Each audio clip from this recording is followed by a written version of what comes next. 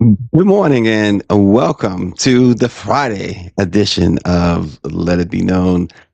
Good to see everybody. Good to be here. We are brought to you by the Bell Project, which is helping over, tens of thousands of people with cash bail, trying to end that cash bail system.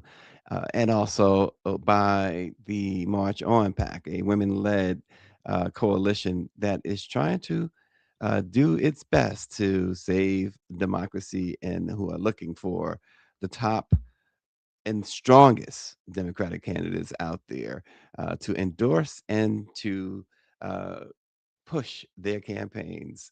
In fact, they made an endorsement just yesterday in one of the races, and they don't just. That's the thing about them. They don't just make endorsements like as they say all willy nilly, but they endorse along with Joe Tate. The former Michigan House Speaker and state rep and NFL athlete Joe Tate, they endorsed Arthur Harrington to succeed Joe Tate in his current state House seat, which is a big race that's beginning to get national attention. The Montreal Packers endorsed Harrington, I should say. Arthur Harrington as part of their 2026 slate. And they say they see Tate's support as a clear indication of the strength of Arthur Harrington's campaign and the coalition that is forming behind him. The March on Pact says Harrington represents the kind of leadership that they believe is critical in this moment. It's about community, and they are focused. Harrington is focused on delivering for working families and is reflective of the next generation of Black leadership emerging in Detroit and across the country. So that is their latest endorsement. So good for them and good for Harrington, the young guy looking to fill what they say are big shoes. So um, pretty cool. Got some stuff today. Got to get into that. I don't know. I'm gonna get into it anyway. That Megan Good situation. Um, a lot of people have a lot to say on that, and I guess so do I. And why rappers? Why do rappers continue to feel like they gotta make some sort of crazy street cred type lunge at life? I mean, we'll get into that too. We're talking about Gucci Mane and Pooh Shiesty and what happened there. Um, also, a vice mayor was found dead, and her husband is under arrest. It's a domestic violence situation, apparently, and we will talk a little bit about that. The Washington Wizards pulled a prank the other days. Some of you may have seen it. Probably, they said April Fools, but it's. I'll tell you why it's probably the stupidest, most one of the most absent-minded pranks that we've seen from any sports team to go along with it's the remember the Atlanta Hawks wanted to do they wanted to do the Magic City night, which was just absolutely incredible that the NBA waited so long to step in and say, "No, you're not doing that." RNG says, "I'm telling people now, a lot of black men like me who voted in all elections, we are not falling in line and voting against Trump only. These candidates will have to earn our black vote." I think that message, RNG, is getting uh, misconstrued. Because what you're saying, I believe, is what many people many voters feel, and have expressed, but it's been turned in some cases to say, um, people say, well, so that you're supporting the other side, this is the only side or whatever. Well, it may, to some, it may be Democrats may be right now the only logical side or whatever, but they have, according to everybody, and this is years of reporting, when they won, when they lost, they have taken for granted Black people in particular. And it's interesting because you know, people get on like Latinos because they jump ship. They may have gone too far, but but they were listen. They're like, come on, man, y'all y'all not doing anything for us. Yeah, y'all keeping us from the crazies, but y'all not doing anything to help us, to help ourselves. And what RG is saying here, I think is the message on a lot of it's not Nick Cannon's message, it's not Chili's message for sure. They're just off the reservation. But I think he's and that's why again the March on Pack is very they are a very very pointed, very direct in saying that they are only getting with real real and strong candidates, and who have the interests of Black people at heart, and they do their vetting. So I get where they're coming from as well. So it's gonna be interesting. Um, we got a homeboy on the moon or headed to the moon, right? Absolutely. Listen, eh, this is a great story. Piloting NASA's Artemis 2 mission is Victor Glover, who's a U.S. Navy captain and astronaut from Pomona, California. He will be the first Black astronaut to journey around the moon. Glover dreamed of becoming an astronaut since watching a NASA space shuttle launch in the 1980s. And in 2023, a NASA video introduced the Artemis 2 astronauts, and Glover was like, "Listen, this is extremely important. Um, this in space exploration." He says it's part of being. He says it's part of being human. I ain't going up there. But good for him. He says we explore to learn about where we are, why we are, understanding the big questions about our place in the universe. Pick up a Bible, Mr. Glover.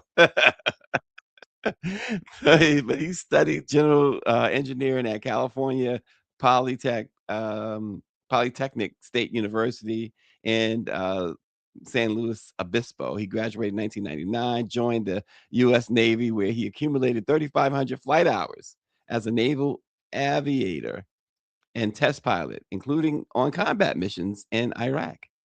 He earned a master's degree in test engineering from Air University at Edwards Air Force Base in 2007. Another in systems engineering at the Naval Postgraduate School in 2009, and then he earned a third degree.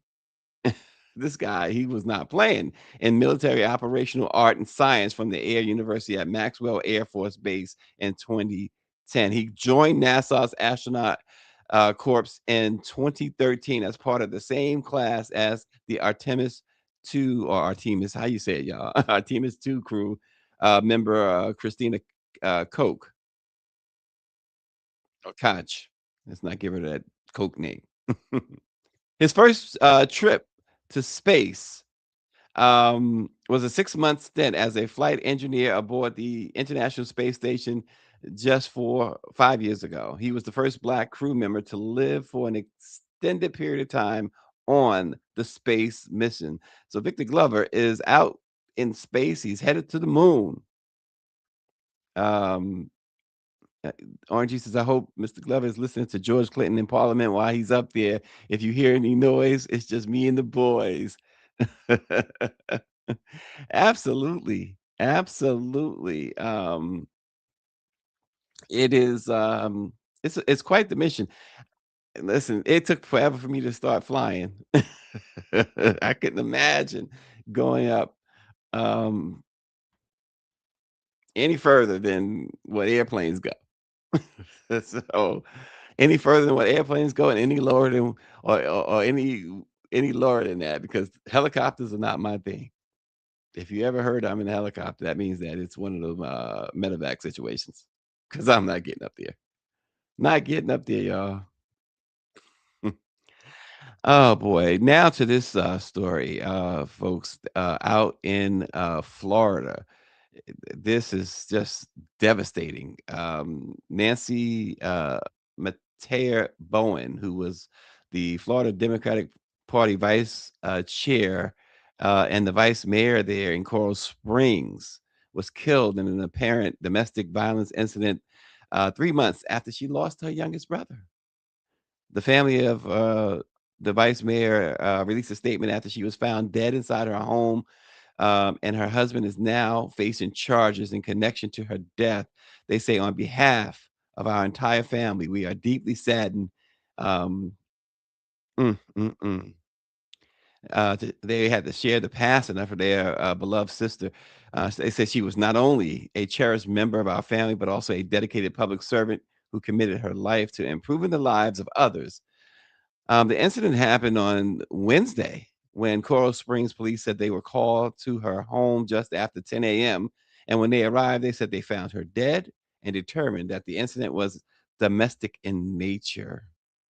Her husband, Stephen Bowen, was taken into custody and was charged with premeditated murder and tampering with fabricated evidence. It is absolutely we keep seeing stuff like this. As you see those comments, I am in shock.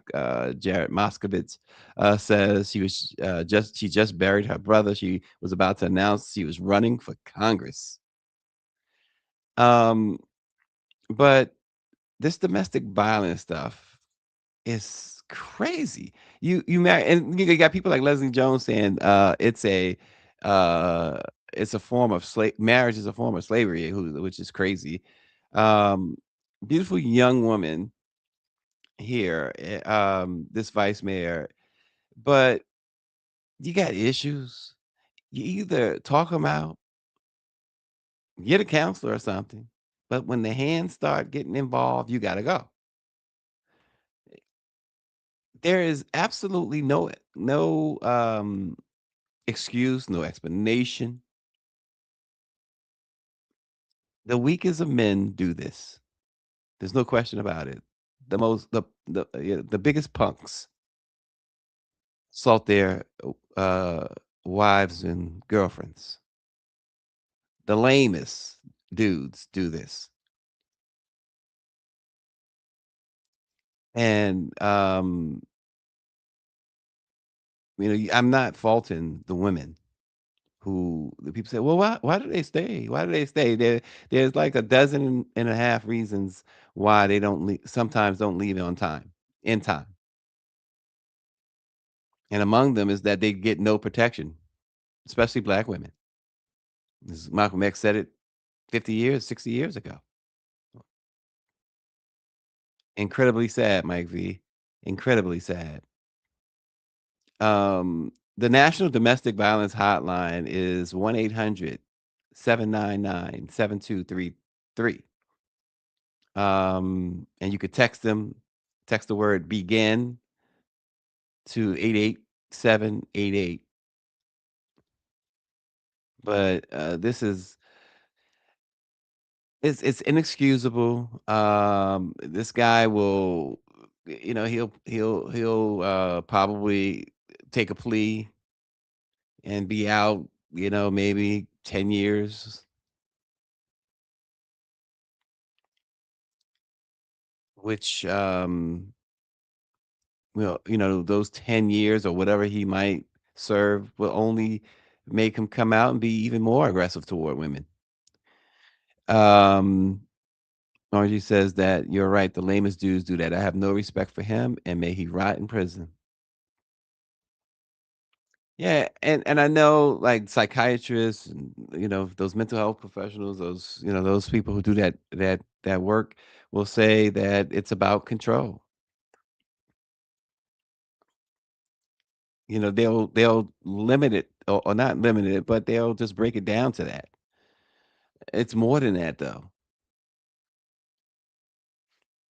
These are individuals who, um, they just have no place in society. None. The family will now have to sit in a courtroom, whether it's a plea or a trial. They'll have to sit there and watch a defense lawyer try to defend the indefensible. And that is really, really the long and short of it, that they will try and defend the indefensible, because you can't defend this. You shouldn't. I often wonder that too, and I know attorneys, their thing is everybody has a right to a defense. I you know, I just wonder, has there been attorneys, and maybe there have been, but enough of them to say, "Hey, you know what? I'm not taking this. You're on your own, dude. I'm not taking this case." And I know everybody's gotta make a living, but my goodness, it's like we talked about those black and Latino ICE agents. You can't find something else. I get it. Today, to say that today is really a little bit out of pocket with the fact that there are very, very little jobs out there. But I can't imagine um, having the stomach to defend something like this.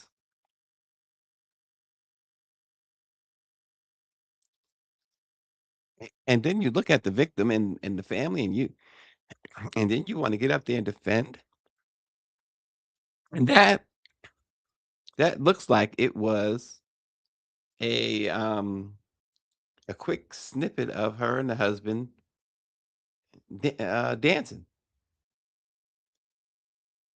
How do you go from that to killing her? Mike V says we also don't have enough shelters for women to go to escape in the situation. Yeah, like I said, it's a number of reasons why um, you can't, you shouldn't say, well, why didn't they just leave? Why didn't she just leave? Because there's so much in place against them leaving in a lot of cases. I mean, obviously, there are a few cases here and there where, um, the woman is able to just get up and go. Southbound said jealous. Jealousy, of course, it's a part of it, but it's like, come on. There is a such thing, as, that okay type jealousy, right? But not where you, become controlling. You might be a little jealous, oh, of this. I don't know. It's not all totally bad until you get really to the point of controlling and angry.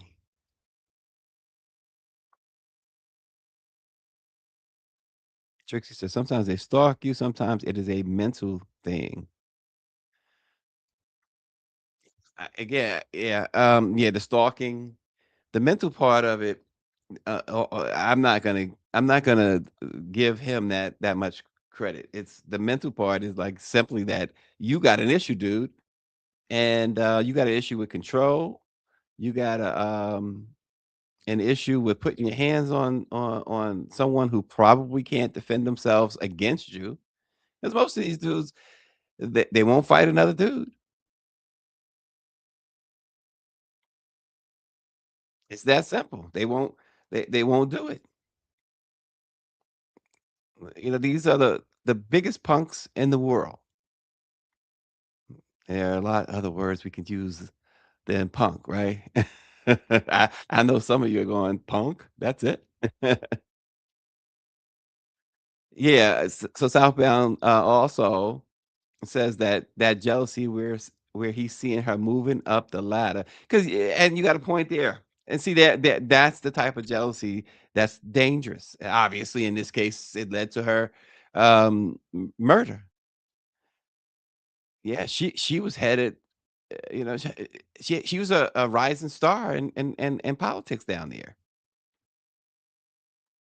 And he's watching that instead of riding the wave with her, instead of supporting that, applauding it. Listen, it my wife used to work for MTV, years ago. And look, if she if she was, gonna become this whatever, artist or artist management, I would have I'd be happy to sit on the sidelines. I don't believe in that, "Oh gosh, I gotta make more than her." Make all you can. It's like, I could sit on the sidelines easily, easily. But I guess, not everybody's built that way, right? And they should be, because we should be celebrating each other's wins, and the plot shouldn't be against, the plot should be, "Okay, how can we get the next win? How can I help you get the next win?" That should be the plot, but here we are. Here we are. I certainly major, major condolences. And remember the domestic violence. The National Domestic Violence Hotline is 800-799-7233. You can text begin to 88788. Yeah. All right. So, and our next story, as Shiny B says, next story. This is, you know, rappers are, what's up with rappers? Gucci Mane, federal prosecutors say that Gucci Mane was the target of a kidnapping and robbery plot allegedly carried out by an artist signed to his own label, Pooh. And this is interesting too, because according to the criminal complaint that was filed in Texas, Pooh Shiesty, whose real name is Lontrell Williams Jr., he arranged a meeting in Dallas to discuss concerns about his contract with Gucci Mane. And prosecutors say that the meeting escalated inside the recording studio when Shiesty, who was on home confinement wearing an ankle monitor at the time, pulled out an AK pistol and demanded that Gucci sign paperwork releasing him from the record deal. They watch too many of these gangster movies. And so Shiesty's father was there, and they had another associate there. And investigators say that after the confrontation, they joined another group, armed themselves, and robbed others inside the studio of items, including the Rolex watch, a wallet, AirPods, and a Louis Vuitton bag. They choked one of the victims out. And the thing is, they say it was Pooh Shiesty's ankle monitor that placed him at the scene of the incident. So he can't deny that he was there. And he shouldn't have been there. And they also have surveillance footage and social media posts, of course, because you got to tell that for street cred, right? You got to tell.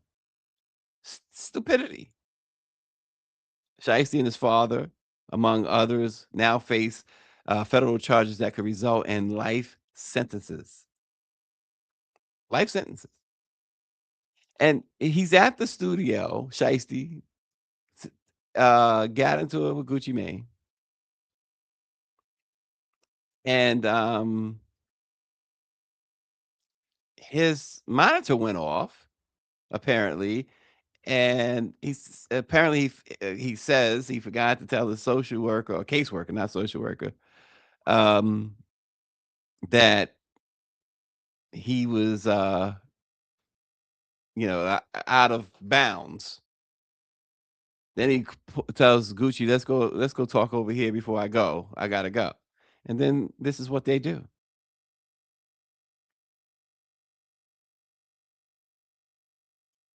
Tricky said he wasn't paying the artist, um, which is another part of this whole idea of watching, fiction. But when is it that hip hop, these hip hop artists, when will they follow the lead of some, there are times where, and both, my grandparents are not alive anymore, obviously. And there are times where you wish I wish I could go sit down with them and, you know, get some, sage advice. Why don't these guys look at people like Chuck D, especially a Chuck D type, the forefathers of this, Theodore, those guys, Grandmaster Flash, even Run is a reverend, Run DMC. Why do they look to these guys? They wasn't folks. They back in the early days when hip hop began to explode. These guys, there would be fights at concerts and stuff, but it wasn't precipitated by the artists. These artists didn't get into anything. They wasn't advocating violence or anything like that. See ya. And these artists today, they feel like they gotta didn't they learn from you seen talent like Biggie and Tupac lose their lives, and then others, Pop Smoke, all those guys lose their lives to violence. You made it, dude. You have made it, and yet you can't take the dude out together. Can't take the ghetto out the dude. I don't believe that. You make choices.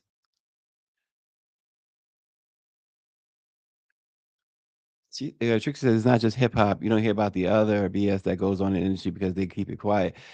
Yeah, but it seems to be just hip hop when it becomes like this, though, the violent part. And they got video online of folks getting stuck up, hip hop crews and guys who are in hip hop. I don't see like I mean you might have disagreements, arguments. You had the whole Ray J thing with uh the tour and stuff like that, the verbal stuff. Because even it goes even to like when Cardi B and that uh chick Nicki Minaj when they gonna fight and you don't see you never saw Dinah Ross at the Met Gala or wherever going after Gladys Knight. I mean, this is just crazy. Well, Farrakhan always saying we make it just to give it all back. Attorneys love getting rich. Exactly. Yeah, Mike P said you don't see anyone run up on Nick Cannon or Chili. I mean, it's like, give me a break. You know, if you gotta go to prison for street cred, if you gotta shoot somebody for street cred, if you gotta be shot for, hey, I'm glad I'm not a rapper. Classy times. This is trashy times. But that's why I mean I rock with my man Chuck. You see his magazine back there. Check it out.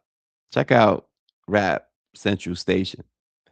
Because it really I think you see that you read some of the stuff in there and you look at the layouts and stuff, you look at what Chuck has done and and it helps you to appreciate even more that this is not how it's supposed to be. This is not where the spotlight should be. Yeah, and it's still another thing. She says, Trixie says, you have Shaka telling everybody business, spilling tea on Diana and Aretha and all of them.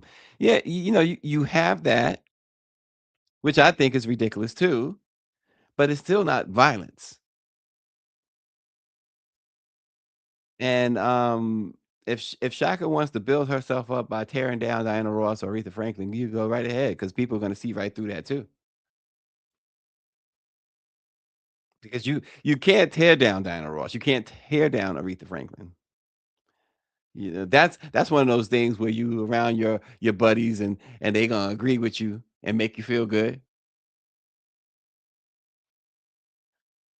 but nobody else gonna agree with you and make you feel good about tearing down a Diana Ross or Aretha Franklin. Yeah, RNG says robbing someone while you are wearing an ankle monitor is the dumbest crime of the year. He should have went live on Instagram. And then Trixie makes another good point. She says, "Look what they have on TV, baddies, which I love the ratchet TV, but this is what they want now, which is sad." And as, someone said it earlier, Southbound maybe about what Farrakhan, then think about that. What Farrakhan always says, "We make it just to give it all back." And that's just not money, and I didn't hear him say that, but I would imagine Farrakhan going a little deeper in his thought with that. That's probably about perception as well as money, reputation, as well as, money. You build this up, you come so far, you have the success stories, the countless success stories, um, and then you have these Pooh Shiesties of the world. They say one bad apple, and you know how they love to lump us all together, and that's just the way it is. Now I'm gonna go into this story, y'all, and I need y'all to talk about this. Megan Good. Um, she is responding to skin bleaching backlash, but many people are still not buying it. Um, she explained that the esthetician, look at the difference. That's a shame. She says the esthetician encouraged her to consider removing the dark spots on her face. And she says she initially she pushed back. She described them as natural contour and something she didn't want to touch. However, she says her esthetician pushed, arguing that her skin would look clearer. So she applied, she says. But soon after she had the procedure, she started seeing a negative effect, she said. She says, I start using the product. I instantly see that I'm getting lighter. And she's like, don't worry, just give it a few weeks. All your color will come back. She says, I gave it a few weeks and I look so pale and so crazy. She says, after seeing a photograph of herself at a New York premiere taken after the procedure, she says she became aware of just how light she was and expressed sorrow that people online were assuming she was making an intentional decision to bleach her skin. She says, as a black woman, I would never do that to myself. She says, and it just broke my heart to think that young black girls would think that I did that or like I don't like myself. I was like, why would I do all of that? And all of a sudden, at 39 years old, that's crazy, she says. She says, what it was is the backlash I was seeing. And I actually don't know if it was as big as I thought it was, but because it was so humiliating. Some folks in the comments expressed their skepticism. One person wrote, "These black women have been intentionally or unintentionally doing things here lately. This needs to be studied." An Instagram user wrote, "All black celebrities take skin lighting shots. The dark spot corrector would not have lightened her neck and whole body. She stopped because of the negative feedbacks and she realized she looked crazy." And another user said, "Nah, sis, you definitely did that intentionally because before you were famous, you wasn't doing that. And people have eyes." And another person simply said she knew what she was doing. Ah. you know, that's she wanted to be a red bone, Mike V said. And now says she could pass for Erica Kirk now. It's put that this is RG says, all I can say, I am proud. My skin tone is Zulu black and it's all natural. You gotta listen, you gotta I have to say this. This was one of the most beautiful, naturally beautiful women in Hollywood, period. Hands down. Hands down. And I think the other part with her, you remember this whole idea that even though she played certain roles, she had done this interview some years ago before uh, Jonathan Majors came into the picture, and even after he came into the picture, she claimed, and it's her personal business, and it's whatever. But she said, that she is nothing like a character. She that in fact she said she was celibate for a years and years, and she was waiting, for you know I guess marriage or the right man. But this was I'm just painting a picture of, for somebody to come out and say this, whether we believe her or not, that's, I don't, there's no reason not to believe her. Why would she say it, right? Um, but this was a absolutely beautiful woman. And look at the before and after. It's the same, it's the same thing, and we see the progression there, like Michael Jackson. Like, right? People, and they touch on his vitiligo in the movie, and people were wondering, like, this guy, so many women and girls had Michael's poster on their walls. I remember Mary Thomas, the WBLS, or was he Kiss? I think it was WBLS. And I'll never forget, it was like when Michael had just turned 25, and they were talking about his talent, and she was the DJ and she's playing his music, and she's like, and also one of the most beautiful, handsome black men that she had ever seen, she said. And then you saw the skin changing and stuff like that. And now you see it with others. People talk about Serena Williams. Then you have the frightening Lil Kim, and it's just true. And now Megan Good. And I kind of throw a little bit of a side eye at this whole blaming the esthetician thing too. I ain't gonna lie. I'm just not gonna lie. I, that Hollywood does something to these people. It does something to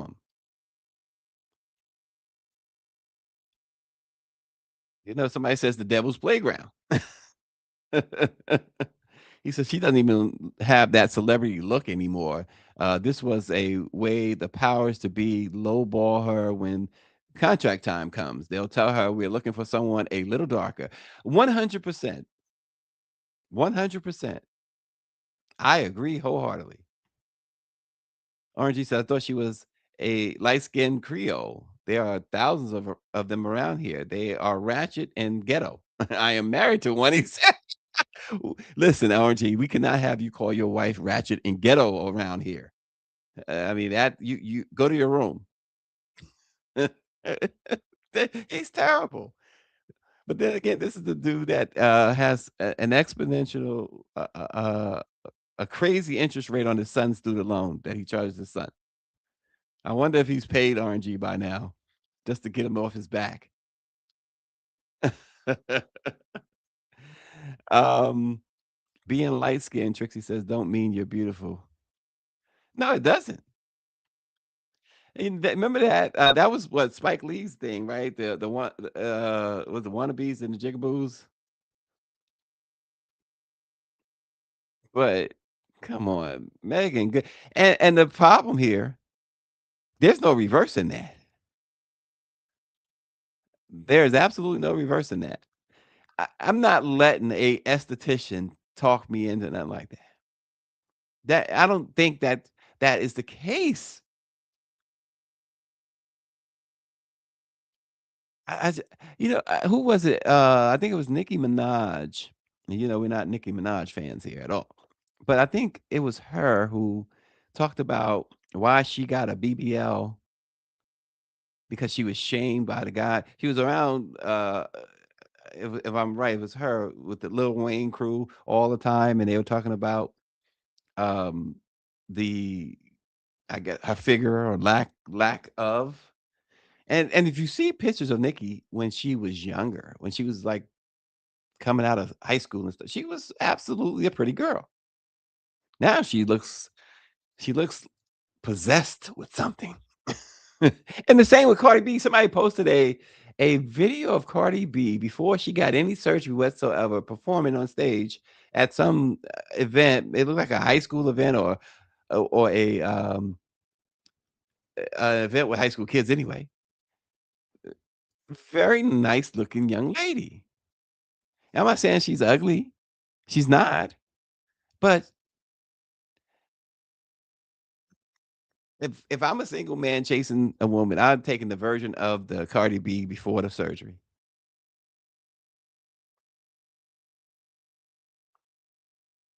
Megan good. Oh gosh. You y you destroyed perfection, Megan. And sorry, she looks it looks almost scary.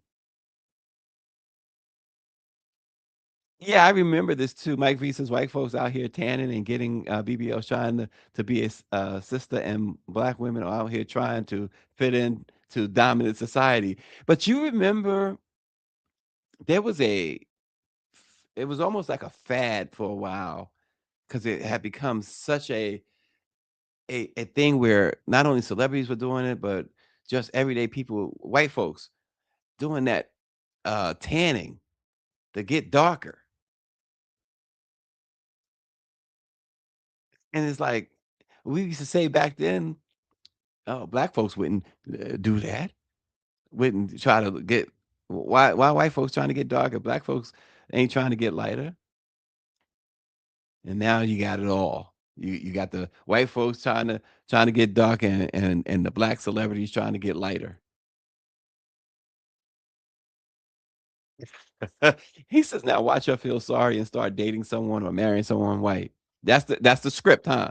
So her and Jonathan Majors' the situation. They're gonna run it. It's gonna run its course. Jonathan, like, I didn't sign up for this. I had the hottest, the most, the finest, woman in Hollywood, and now I got a ghost. I'm out. And he's got his career back now too. Oh, Megan, you in trouble, girl. You in trouble now. Trixie says people will have to you change everything about you to please them, and then the only person who suffers is you. Be happy with yourself. Couldn't say it better. No one could say it better. Oh, yeah, the ISIS papers she forgot to read. But it's terrible. It is absolutely terrible. Who's next? Halle Berry?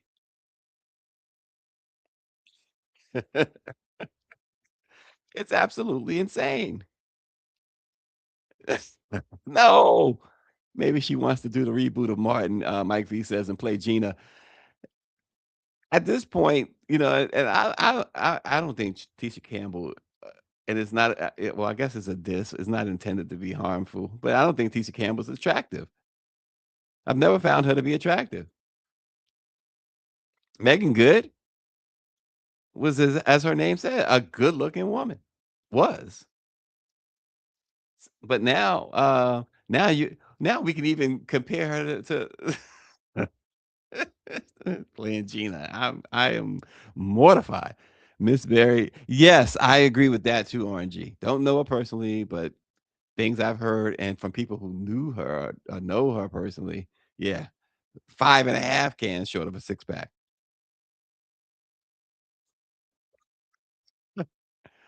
Oh my God. Um,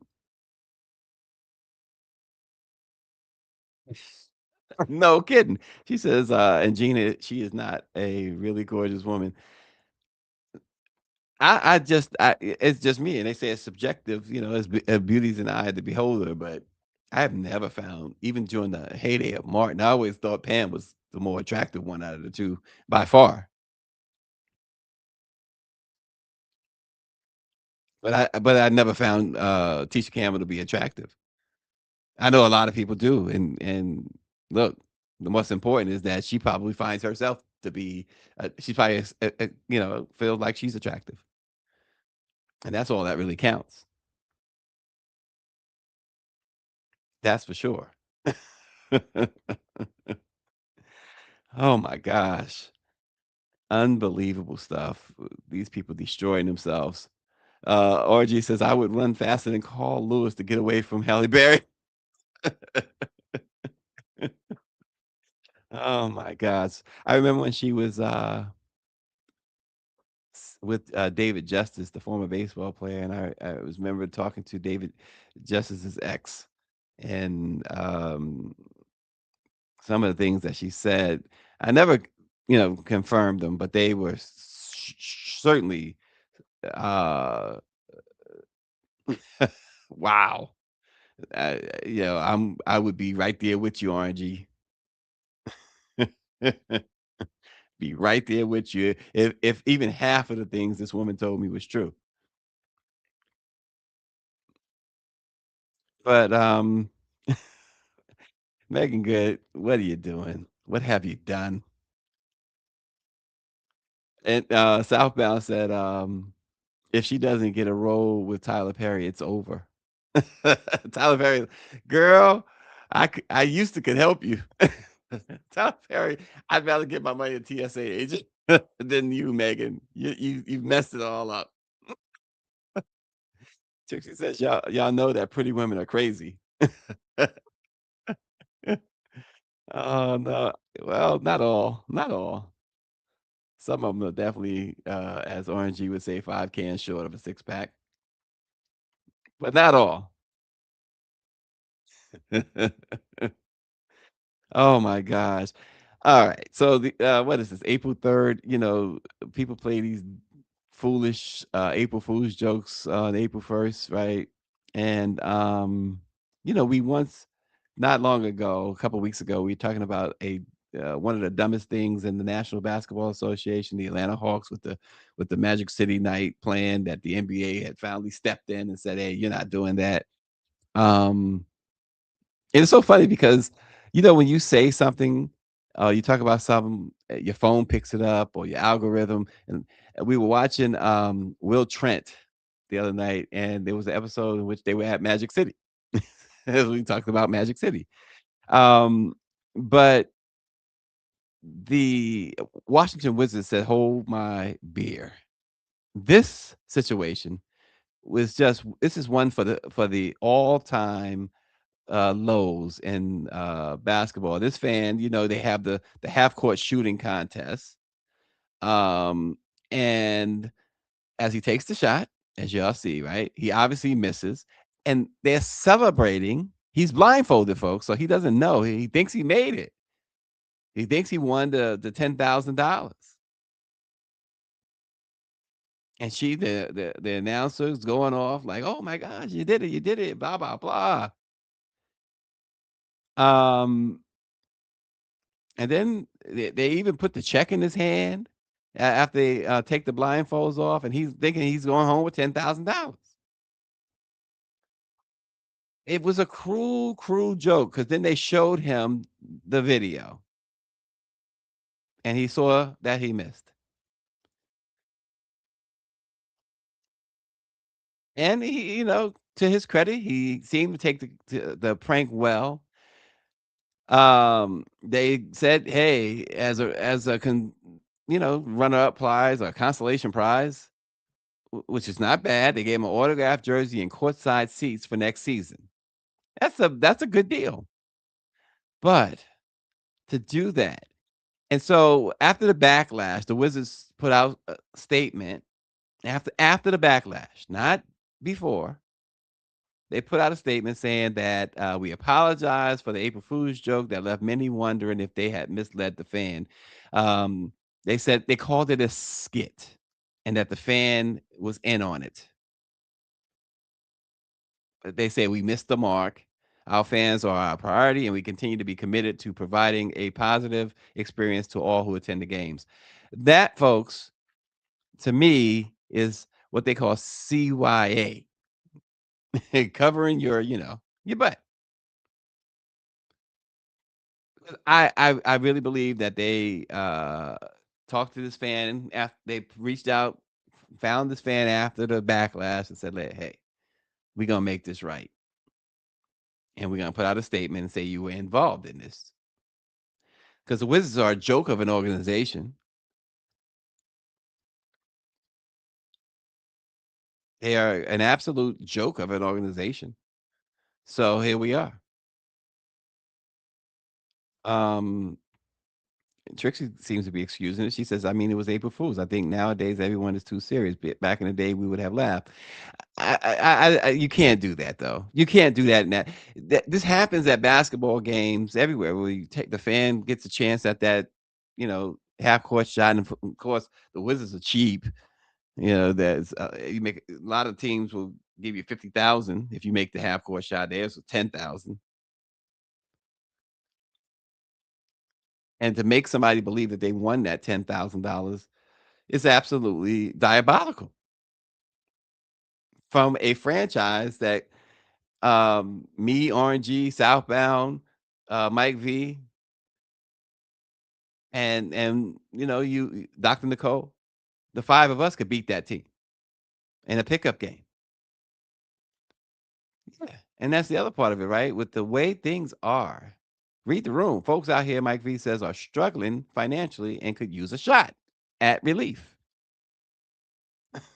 I love the pun or the no pun intended, et cetera, et cetera. But this is a losing franchise, a franchise that's been stuck in the mud forever, can't get out of its own way. What they win all year, 10 games all year, probably with gifts. And this is what you do. Now you got to find something else to do. You got to find that's just not. It's not right. That it's just. I think it's wrong.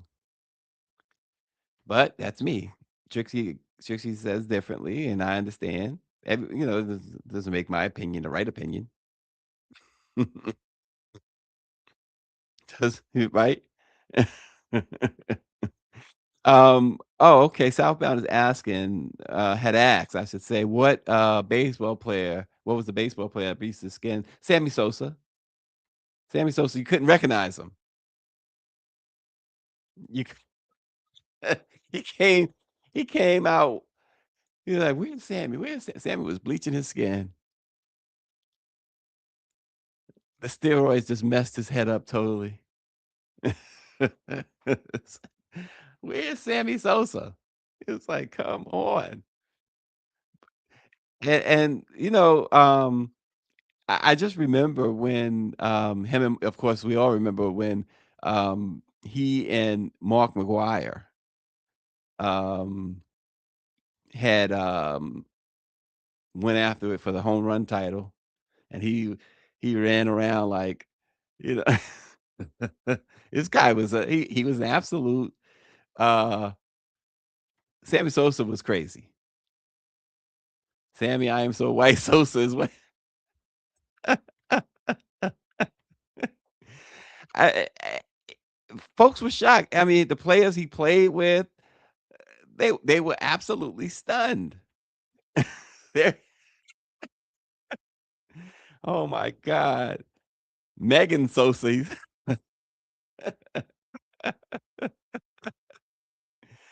Oh my goodness. RG says, Trixie, I'm with you, but with that orange buffoon in the office and with this economy, I ain't playing. I'm busting heads over money my son owes me. See, I told you, listen. never get a student loan from RNG. Rather go through Trump to get my student loan. He is not playing. Oh gosh. Yeah, Sammy Sosa. Sammy, do you know me, Sosa? Oh my gosh. But I think the Wizards thing was a prank gone too far. I really do. I'm in agreement with you guys who say this ain't right. It got us talking about Sammy Sosa on Friday. April 3rd. We should have been talking about him 2 days ago, right? Oh man. Folks, I appreciate you guys. Check us out again weekdays at 7:30 a.m. Eastern time for news you can use. And I've been writing a lot too. So check that out. blackpressmediausa.com. Appreciate you all. And we will see you guys next week. And some good stuff. Because I'm a Prince fan, you know that. Big Prince fan. And it's the 40th anniversary of his Under the Cherry Moon movie and the Parade album, which had the big hit Kiss and Another Lover, Hole in Your Head, Sometimes It Snows in April, Girls and Boys. It's the 40th anniversary of that. So next week, plan to have members of Prince's Revolution join the show to talk about the 40th anniversary. So stay tuned. If you're a Prince fan, and if you know Prince fans, tell them you can find the Revolution on Let It Be Known. We'll see. Let's go! Let's go, Flav. Hey! Public Enemy is coming through. Public